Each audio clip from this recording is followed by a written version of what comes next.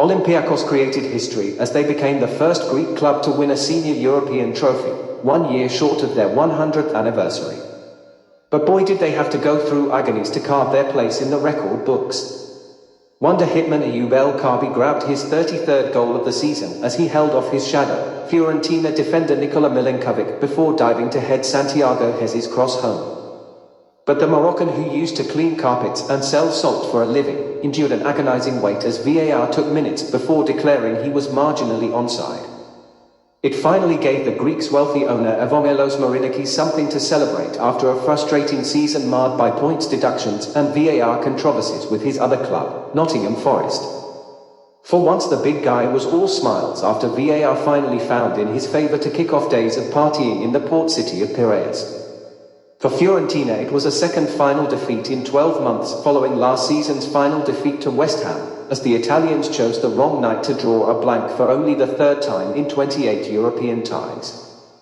Both clubs came into this final brimming with confidence and both boasted better attacks than defences.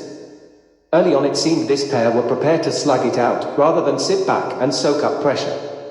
However, despite a promising start, the goalmouth action soon dried up and we had to endure a tactical stalemate for most of the night. Olympiacos were first to threaten after 4 minutes when on loan Wolves winger Daniel Podence tested Pietro Terracciano with a low shot which the keeper did well to push away for a corner. Fiorentina's response was swift and danger man Nicolas Gonzalez carved the Greeks apart, setting up Christian Kouam, whose missed attempt fell to Andrea Bellotti, who screwed his effort wide. The Italians thought they had snatched an early lead after 9 minutes when Cristiano Barahi worked a short corner and centered. Defender Nikola Milenkovic ghosted in to flick the ball beyond Kostas Tsoulakis, but he had drifted offside and VAR confirmed referee Artur Diaz was right to rule it out. Giacomo Bonaventura was presented with a golden chance, but he side-footed tamely, allowing Tsoulakis to flop down on the ball. At the other end, Terracciano had to look lively to smother Podence flashing near-post header from Chiquinho's corner. Fiorentina boss Vincenzo Italiano was asked in the build-up to the match how he intended to stop Olympiacos' 32-goal striker Ayub El Kaabi. "We've brought some chains and padlocks with us," he replied.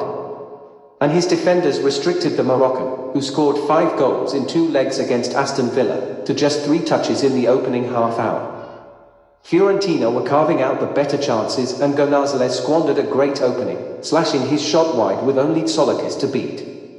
Then Terracciano bravely wiped out El Kaabi as the striker waited for the ball to drop to him just before the break. There was nothing to choose between the sides, who both enjoyed 50% of first-half possession. Somehow Jose Luis Mendilibar had to get his ball-starved striker El Kaabi into the game.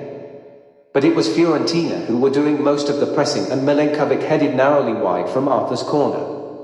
Then Kouam almost caught Tsoulakis out with an improvised shot which kicked off the turf and threatened to loop in until the Greek keeper acrobatically poured it to safety.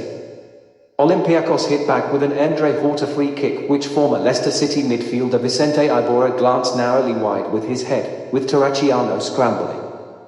But the scoring chances had pretty much dried up as the game spilled into extra time. Sub Steven Jovetic almost scored against his former club with a curling effort which was brilliantly saved by Terracciano. And Tsoulakis pulled off yet another save to D.